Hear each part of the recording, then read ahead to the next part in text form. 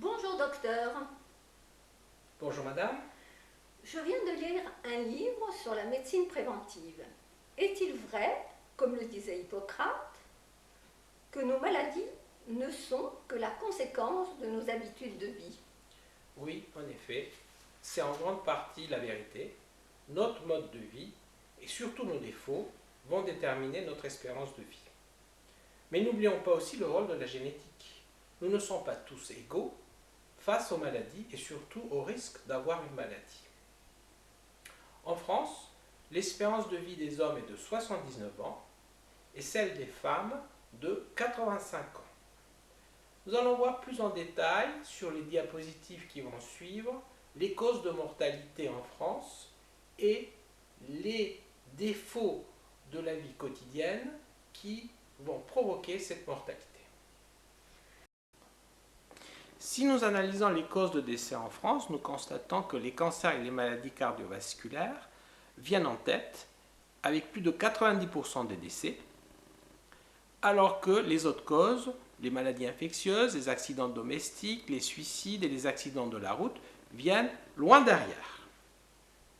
Si nous analysons les comportements à risque, nous constatons que l'obésité, avec 178 000 morts par an, vient en tête, suivi du tabagisme et de l'alcoolisme. Que faut-il donc déduire de ces études épidémiologiques pour avoir une longue vie en bonne santé?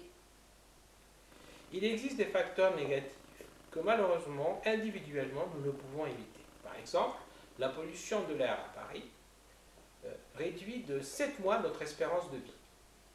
Ce sont les études de l'OMS, l'Organisation mondiale de la santé, qui ont abouti à cette conclusion. Mais il existe de nombreux autres facteurs qui ne dépendent que de notre volonté à les maîtriser. Régulièrement, vous voyez des spots dans les médias qui essaient de nous inciter à mener une vie plus saine.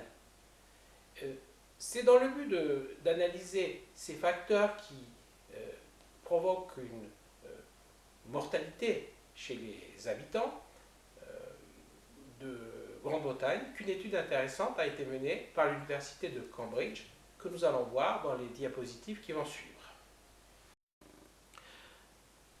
Une étude intéressante a été réalisée par l'université de Cambridge au Royaume-Uni. Dans la ville de Norfolk, 20 244 personnes, hommes et femmes, âgés de 45 à 79 ans, ont été suivies pendant 11 ans. Et durant cette période, il y a eu 1977 décès, dont 839 par cancer, 676 par maladie cardiovasculaire et 462 par causes diverses. Lorsqu'on analyse plus finement l'épidémiologie de la mortalité, on voit que la mortalité est beaucoup plus élevée chez les hommes que chez les femmes, mais les hommes sont plus grands consommateurs d'alcool et de tabac, alors que ce n'est pas le cas des femmes, que le poids excessif, l'obésité sont des causes de mortalité plus élevées, et il y a aussi une différence en fonction des classes sociales, chez les ouvriers avec 10,3% de mortalité, alors que chez les classes moyennes, on trouve seulement 8,9% de mortalité durant cette période de suivi. À partir de ce matériel, une analyse statistique fine a été faite pour voir s'il y avait un lien entre la mortalité et le mode de vie. Des conclusions intéressantes ont été tirées que nous pouvons transposer à notre mode de vie en France. Et ces conclusions comportent d'une part nos défauts quotidiens, à savoir le tabagisme. La population a été divisée entre fumeurs et non-fumeurs. Ensuite, l'alcoolisme, entre ceux qui consomment plus de 2 verres de vin ou 16 grammes d'alcool. Ensuite, les conditions de vie hygiéno-diététiques En particulier, est-ce que vous consommez des fruits et des légumes? La limite est de 5 fruits et légumes par jour. Moins que ça, c'est pas bien. Et ensuite, autre point important, l'activité physique. Si elle est inférieure à 30 minutes, c'est aussi un mauvais point.